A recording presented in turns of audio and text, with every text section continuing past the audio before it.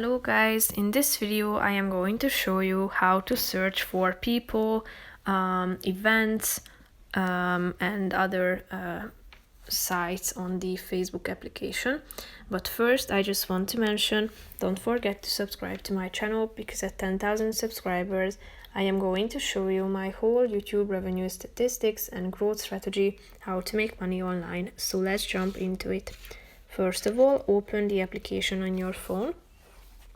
Tap on the search icon at the top of the screen, and now you are ready to type in the name of that particular person that you are interested in, or you can also search for celebrities, groups, organizations, and so on. So just simply type in the name of that person that you are interested in.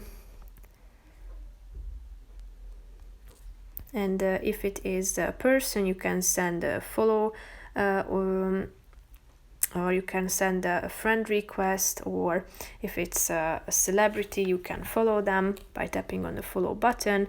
And here you can get to know to that particular singer. For example, in this case, there are details in this about section.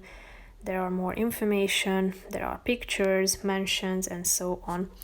So that's pretty much it for this video, guys. I hope you found it helpful. If you did, consider subscribing, and see you in the next video. Bye bye.